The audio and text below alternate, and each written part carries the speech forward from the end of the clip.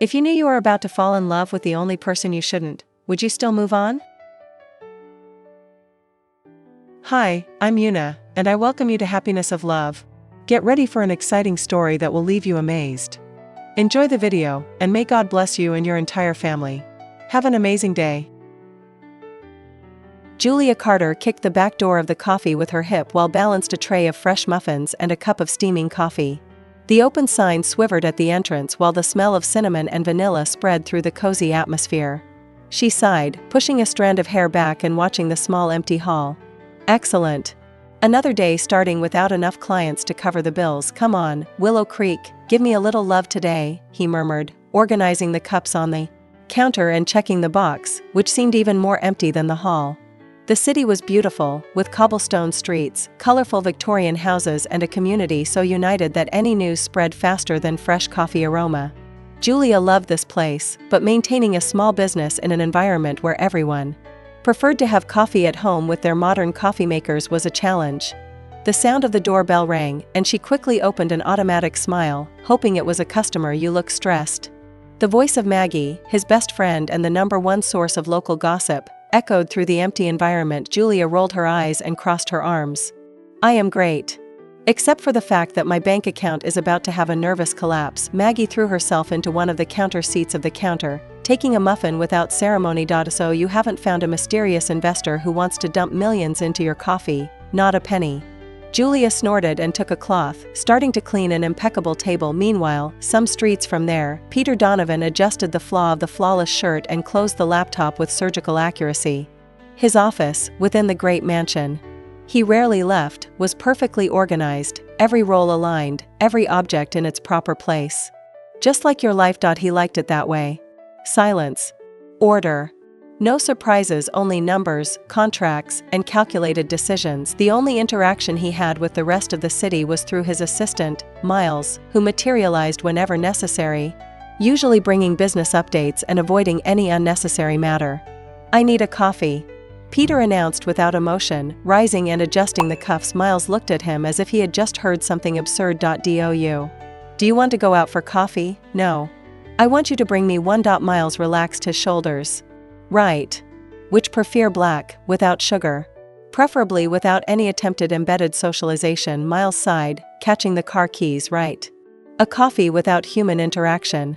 I'll see what I can do. The city was small enough for everyone to know about the existence of prisoner Peter Donovan, but few could say they really knew him. And he intended to keep it that way. Little did he know that apparently common morning, fate was about to serve him something much stronger than coffee. Peter Donovan faced the will as if the words could somehow rearrange himself and give him a less absurd version of reality. You're playing with me, he said, without turning his eyes off the paper. The lawyer, a gentleman with gray hair and small glasses that slipped through his nose, cleared his throat before responding. I never play when it comes to testamentary clauses, Mr. Donovan. Peter took a deep breath, pressing the temples with his fingers. That was a mistake.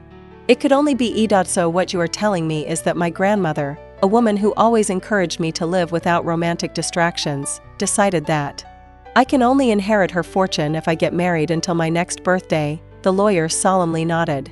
Exactly. This is ridiculous. I would say peculiar, but legally valid. Peter sank into his office's leather armchair, feeling for the first time in his life that was facing a problem that even his cold and logical intelligence could resolve immediately. He never needed anyone. I never wanted to depend on someone else. Julia thought for a long moment. If Peter Donovan thought she would simply accept it without making his life a hell, he was very mistaken. She smiled. Tell him that I accept. Maggie let out an excited scream. The lawyer only nodded, and somewhere in town, Peter Donovan still had no idea that he had just made the biggest mistake of his life. Peter Donovan knew that his life would change with that facade marriage. He just didn't imagine he would change so much. And so fast. The first time he saw Julia Carter personally, it was not at a formal meeting to discuss the terms of the contract. It was not in a controlled environment where he could conduct the conversation with logic and accuracy. No. It was in the middle of the street when he got out of the impeccable and expensive car to pick it up and take her to his mansion, and Julia, she was on the other side of the sidewalk, balancing 3 shopping bags, holding a cup of coffee between her teeth and arguing with a random dog that insisted on barking for her. Peter frowned. Miss Carter. Julia, still with the glass between her teeth, looked at him and widened her eyes. In a clumsy movement, he tried to straighten the bags and hold the glass at the same time, but ended up knocking on everything on the floor. Coffee sneezed in his shirt. She dropped a frustrated moan and muttered something unintelligible before looking straight at him. You, Peter blinked, impassive. Yes. Me, Julia sighed, taking her bags from the floor. Of course you drive such a car. Let me guess, also have an emergency helicopter if you need to escape an unpleasant conversation. Peter tilted his head, analyzing the woman in front of him. She looked nothing like he had imagined. In the documents, Julia Carter was just a name. An accidentally selected candidate for a convenience marriage. But now, in flesh and bone, it was a force of nature, hair tied anyway in a messy bun, bright and expressive eyes, a smile that oscillated between challenging and mocking, and the most alarming, she didn't seem minimally impressed with him. Are you ready to go? Peter asked, ignoring his sarcastic comment. You got me by surprise.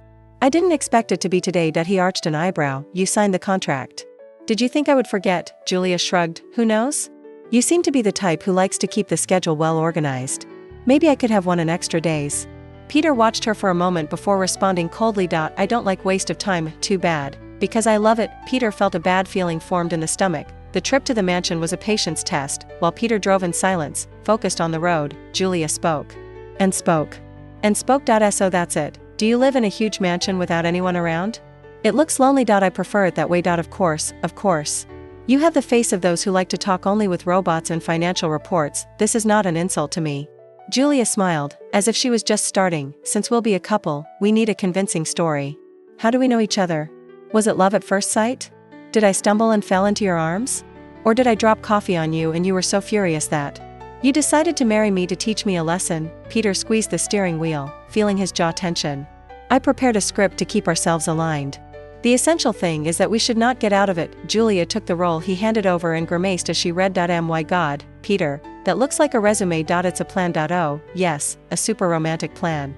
We met at a charity event, developed mutual respect and realized that our values are compatible. Wow, what an exciting story. Peter kept his eyes on the road. We need something that seems realistic. Julia smiled sideways. And who said that love is realistic? He didn't like that question. Because the answer was simple, love was never realistic for him.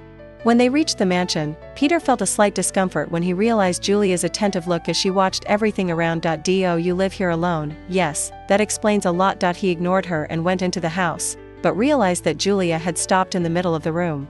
You have no photo on the wall. Not a picture. Not one. A vessel of flowers. I see no need for unnecessary decorations. She stared at him as if he had just confessed that he was an alien, and I thought I had met cold people before. It has nothing to do with being cold. It has to do efficiently. Julia laughed softly and threw the bag on the couch. If we will pretend we are a couple in love, this house needs to look like a real home. Peter crossed his arms. I see no need. I see. And since we are in this, we also need to establish some rules. He narrowed his eyes. I already established the rules. Yes, and they are horrible. Now listen to mine. Peter sighed, exhausted before he even heard. Continued. Julia approached, smiling with false innocence. Rule number 1, you need to smile more.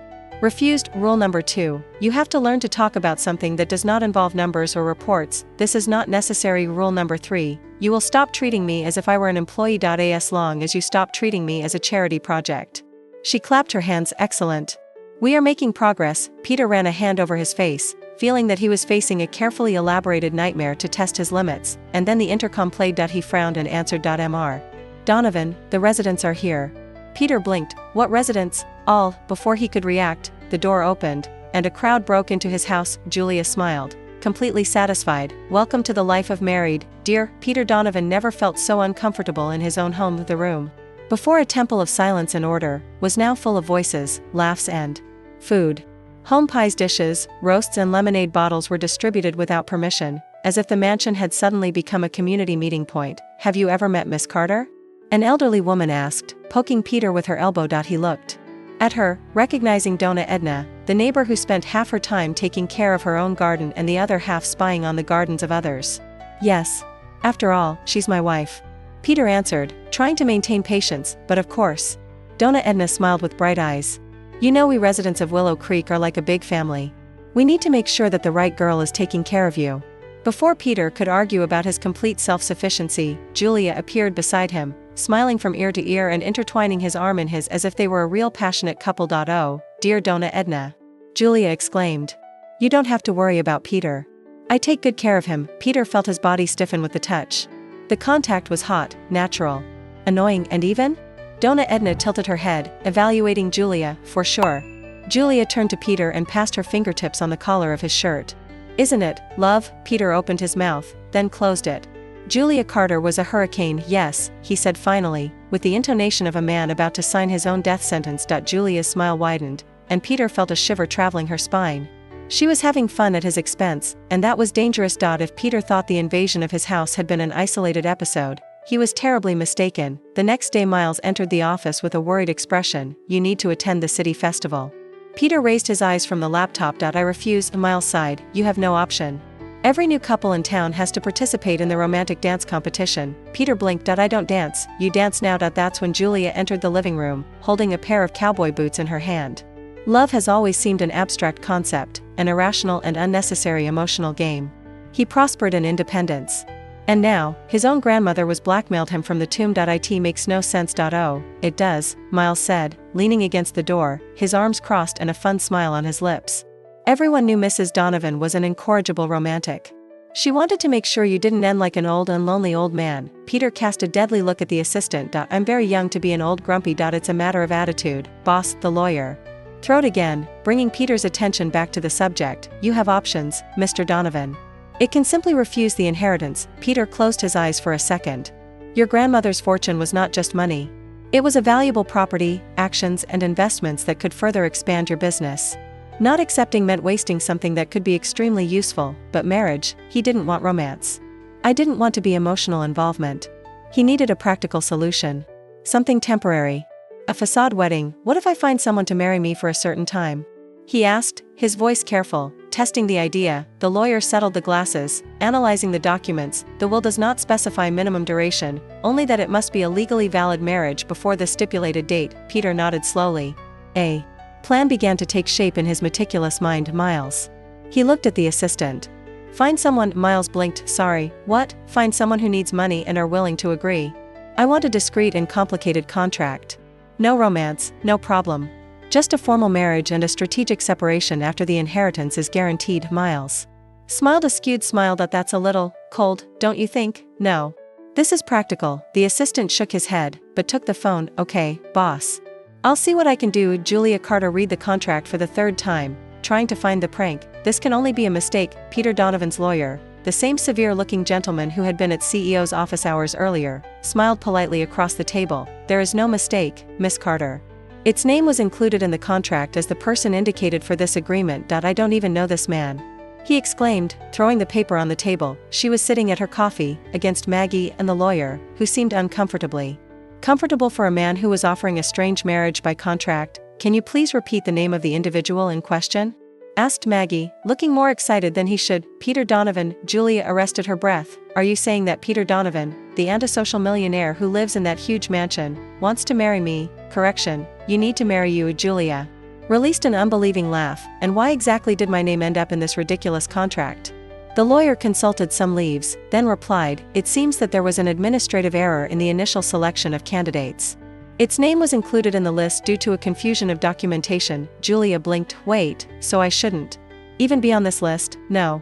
But now that he is, the Lord Donovan has not opposed the choice. Julia felt a wave of indignation climbing. Ah, so he didn't oppose?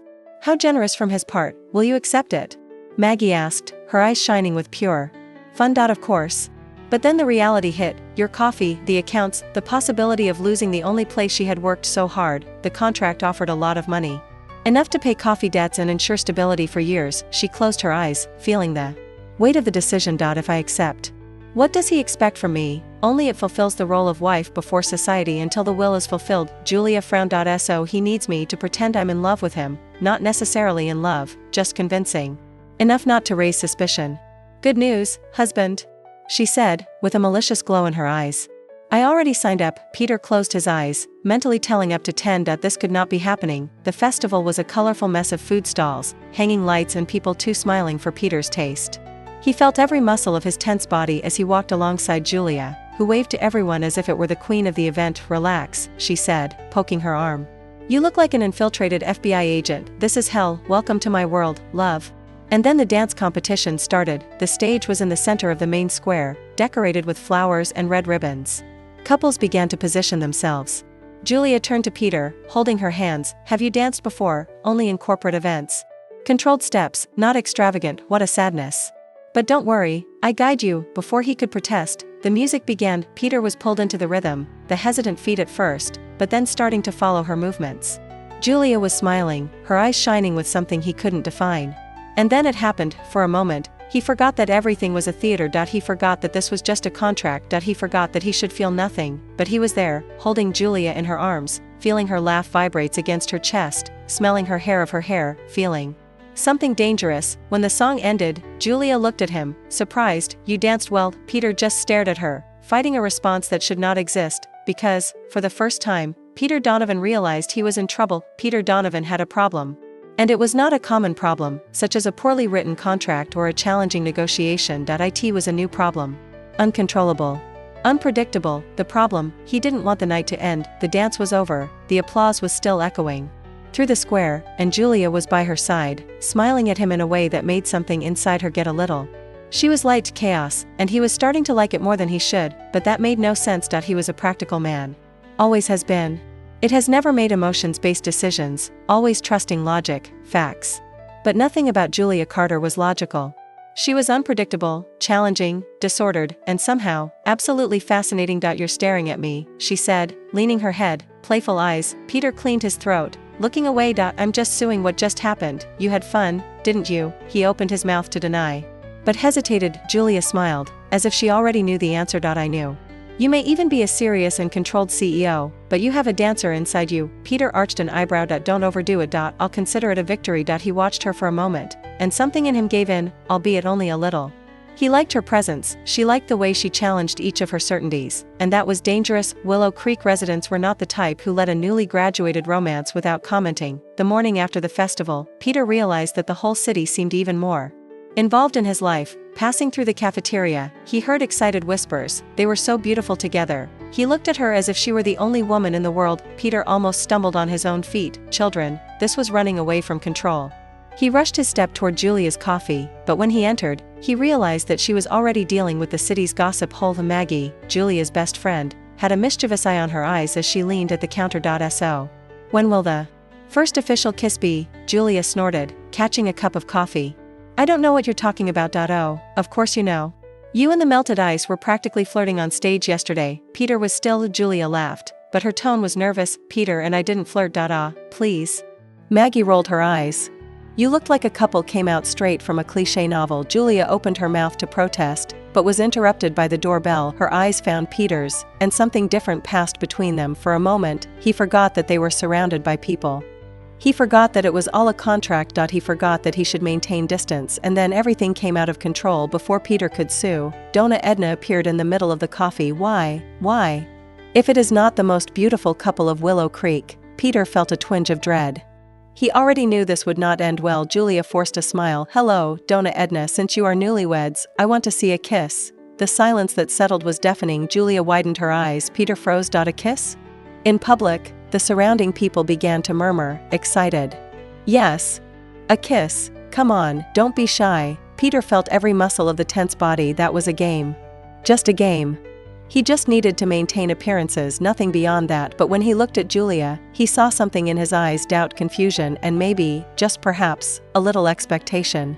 Hell, reason shouted for him to step back, but the instinct told him to step forward. He held Julia's face, his fingers lightly brushing his hot skin. The murmurs around dissolved.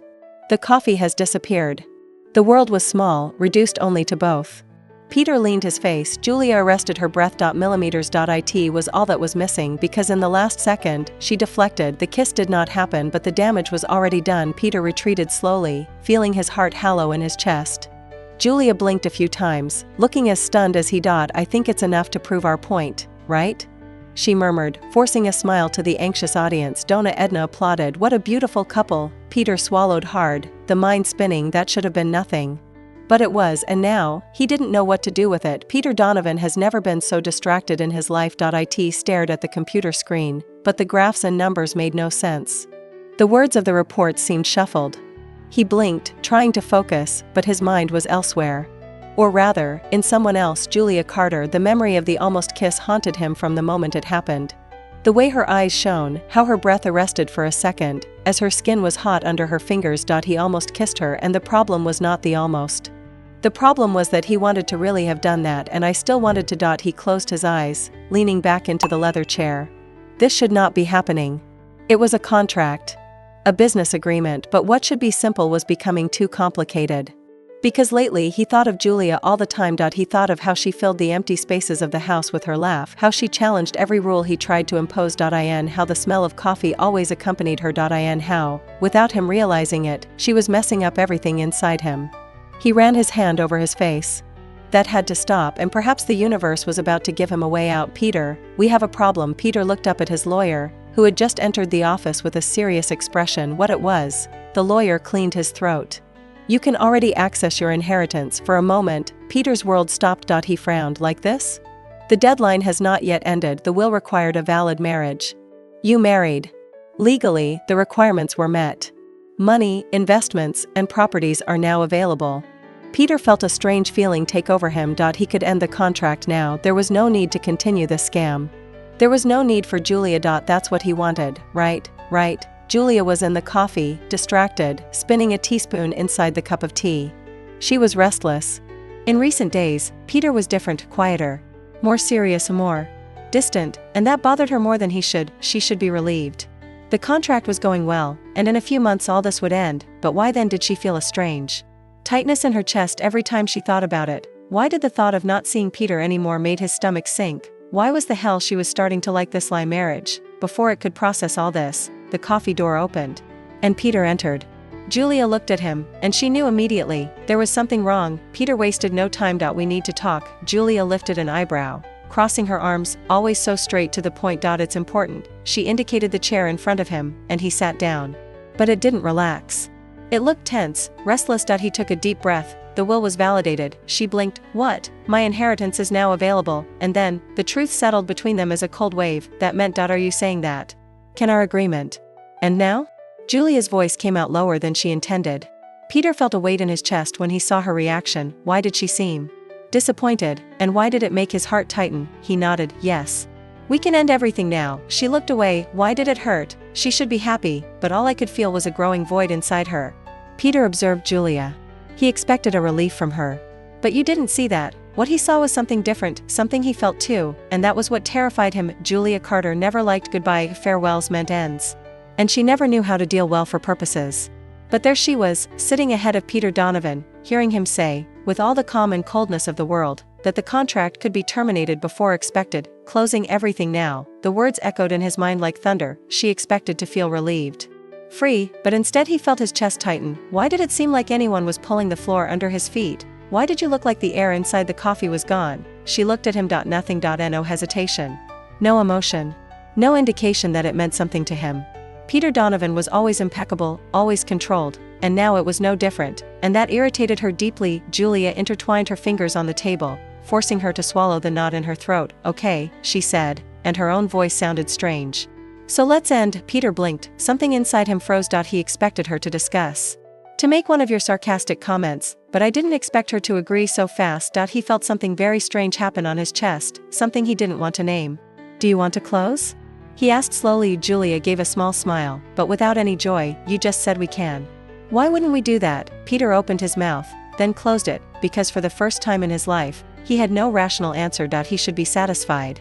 He should be relieved, but for the first time, he didn't know what he wanted. The silence inside the car was almost unbearable. Julia was looking at the window, her arms crossed, her thoughts spinning. Peter drove with the jaw stuck, his fingers squeezing the steering wheel tightly.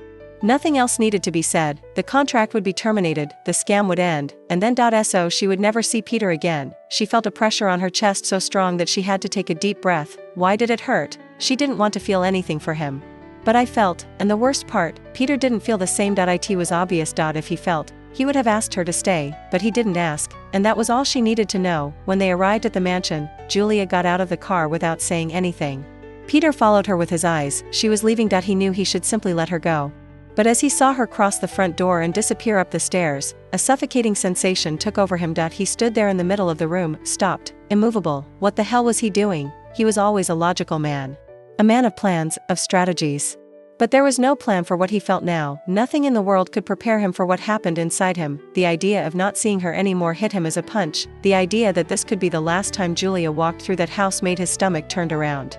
And then the truth finally fell on him like lightning. He didn't want her to leave. He didn't want the contract to end. He didn't want to lose Julia. He really wanted her without contract, without obligations, without rules. Peter ran his hands over his face.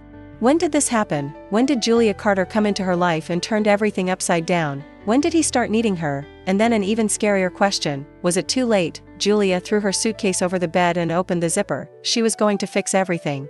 I was going to leave that house as soon as possible. She couldn't stay there, not when I knew I was in love with him, not when I knew he didn't feel the same. She pulled a blouse, bending with trembling hands. But before she could put her in her suitcase, someone knocked on the door. She froze. For a moment, silence was absolute, and then, his voice, Julia, your heart stopped. She closed her eyes tightly, trying to ignore the shiver that traveled her skin when he heard that low, firm tone, loaded with something she couldn't decipher. Do you leave? His voice crossed the door like a whisper. Julia forced a sad smile. Even if he couldn't see, you said we can end the contract.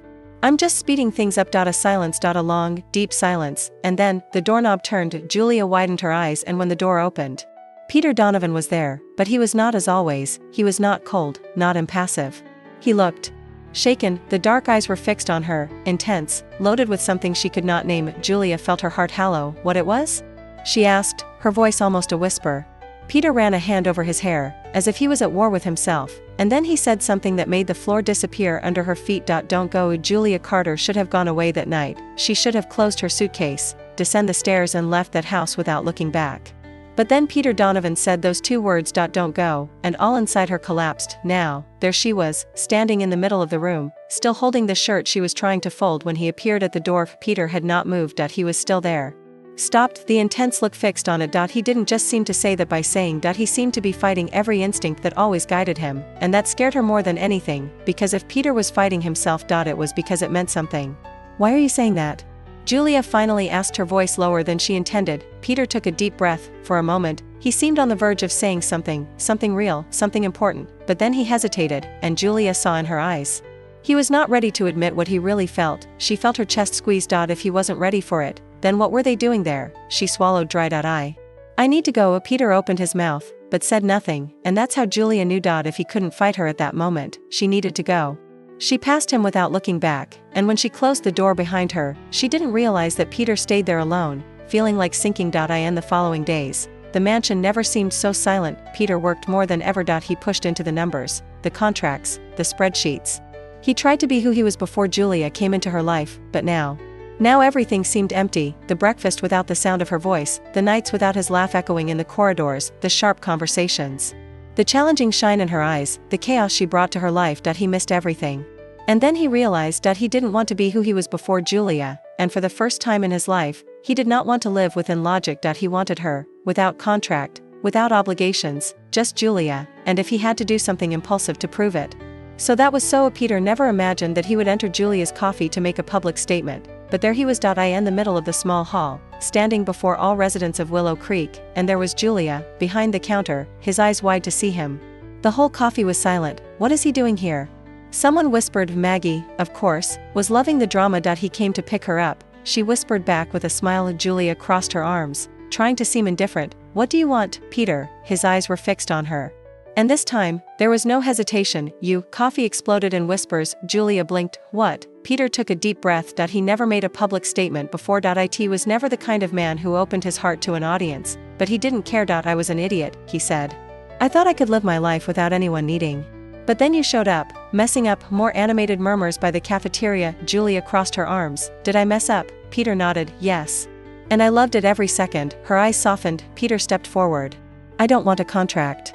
I don't want a facade wedding. Julia felt her heart accelerate. What do you want then? Peter held her eyes. I want you. In truth, the whole coffee stopped. The silence was absolute, and then, Donna Edna clapped her hands. Kiss her, and before Julia could say anything, Peter was already crossing the coffee and pulling it for a kiss. A real kiss. A kiss that left no doubt. And when Julia returned, forgetting everything around, the kiss should have been the perfect ending, the great romantic scene, the moment of rapture, the point without return. But for Julia Carter, it wasn't that simple, because while the city's residents applauded and shouted with excitement, while Maggie practically cried with happiness in the background, while Peter Donovan held her face with firm hands and her mouth still glued to hers. Julia was afraid of what she was coming later. Mito that Peter, as impulsive as this public statement was, repented, fear that, in a month, or a week, he realized he wasn't ready for what he was asking, and then her heart would be really broken. Because now there was no contract, there were no more obligations, excuses, or predefined rules. Now it was real, and nothing in the world scared her more than that. Peter Donovan never thought he would be rejected after a kiss like that, but there he was, standing at the entrance of Julia's coffee, watching her work as if nothing had happened. She was ignoring him, or rather, trying to pretend that there was nothing to be resolved, and that was ending with him. He saw her move between the tables, talking to customers, smiling as if her life is exactly the same place as before, but he knew he wasn't.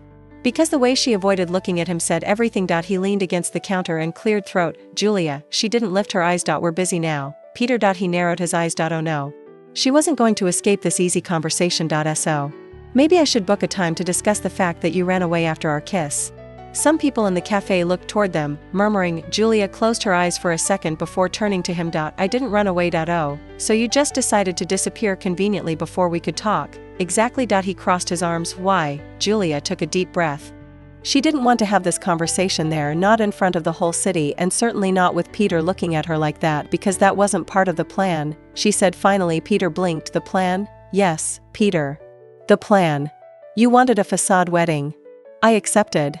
Everything had a deadline, had a way out, had clear rules. He felt his chest squeezed. So you preferred when everything was a contract. Julia looked away. I preferred when I knew what to expect from you. Silence. Those words hit him hard. Because he understood what she was saying, Julia was afraid to trust him, and for the first time, he realized that he needed to prove to her that it was real, not with words but with actions. That night Julia refused to close the coffee at the right time. She was cleaning tables that were already clean, organizing dishes that did not need to be organized, anything to keep your mind busy and not think of Peter. But then the lights blinked. She frowned and looked out the window. Something was happening outside. Julia went to the door, and when she opened, the whole city was in the square. Lights were hanging everywhere. Musicians played a soft melody.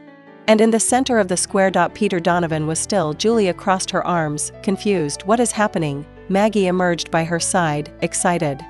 He rented the whole square. Julia blinked. What? Maggie smiled. He said he needed to prove something to you. Julia felt her heart accelerate when he looked back at Peter. He was walking toward her. Every step of his seemed firm, determined, but the eyes had something new, something unarmed. When he stopped in front of him, Julia had to arrest her breath. What are you doing? She asked, her voice low. Peter ran a hand over his hair, trying something new. And what would that be? He gave a half smile. Be romantic. Julia laughed. She didn't want to laugh, but Peter Donovan's idea trying to be romantic was simply ridiculous and at the same time the most lovely thing you've ever seen. I spent my whole life planning everything, he continued. Creating strategies, making decisions based only on logic. And then you appeared. Julia felt her stomach sink. Peter. You taught me that life doesn't have to be so rigid. That I can just let it happen. She blinked, her heart accelerating even more. And what do you want to let it happen now? He held her eyes. She felt her throat tighten. Peter took a step closer and then offered his hand. Do you want to dance with me, Julia Carter? She felt everything inside her break a little. The barriers. The fear, because at that moment Peter Donovan was vulnerable. He was completely surrendered, and she realized she couldn't refuse that. Never. Then she took his hand, and when Peter pulled her close, wrapping her in her arms, Julia knew she was exactly where she wanted to be. Julia Carter's coffee has never been so full. The tables were busy, the animated conversations filled the space, and the fresh coffee aroma spread throughout the air. But none of this mattered because Julia was paralyzed, holding an empty cup as she looked at the door and for the man standing there, Peter Donovan, in a suit, as always. But something was different. The eyes. There was something there that never existed before. I'll go free, something alive. She felt a shiver traveling the skin because I knew, at that moment, that he had not just had coffee. He came for her, and all around seemed to disappear. Life was never the same after that dance in the square. Peter Donovan, the man of absolute control, learned to release the reins, and Julia Carter, the woman who always lived without rules, learned to trust. They built something real, with errors, with challenges, with times when Peter was still trying to program the whole week in a spreadsheet and Julia made him laugh by disorganizing everything. But they grew up together, and now, a year later, Peter Donovan was there, in her coffee, ready to ask the most important question of her life. He took a deep breath, ran a hand over his hair and walked to her. Julia crossed her arms, the smile Playing on her lips. If you say you came here just for coffee, I swear I play this cup in you. Peter smiled. I came for something more important. Her eyes shone. And what would that be? Peter knelt down. The whole coffee stopped. Julia arrested her breath, and then he took a box out of his pocket. Her heart collapsed. Julia Carter, he began, and his voice had a real emotion. You have messed my life in every way possible, she laughed.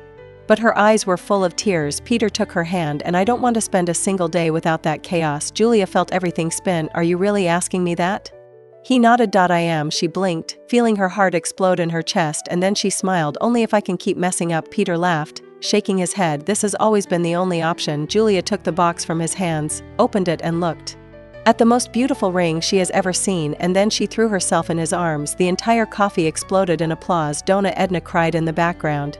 Maggie shouted like a lunatic, but Julia could only hear Peter's heart hitting her, and I knew at that moment that it was exactly where it should be, forever. Our story for today comes to an end, friends, but before we say goodbye, I need your help to keep this rhythm of stories alive. If this story moved, inspired, or simply entertained you, don't hesitate to give this video a like. It's as simple as a click, but it means the world to us. Do you want more stories like this one? Then subscribe to Happiness of Love and don't forget to activate the notification bell so you never miss any of our new adventures. Remember, we have a new video every 2 days. Share this video with your friends and family. Who knows? You might inspire someone to make a positive change in the world. Leave us a comment letting us know which part of the story touched your heart the most. We love reading your thoughts and connecting with you. And if you're watching this on your phone, don't forget to hit the hype button to show your enthusiasm and help us reach even more people with these inspiring stories. Thank you for being part of the Happiness of Love community. Your support is like the heartbeat of this channel, vital and full of life. Oh, and before you go, check out the video popping up on the screen right now. It's another amazing story you won't want to miss. See you in 2 days with another story that will take your breath away. Until then, keep the rhythm of love and inspiration alive, one beat at a time.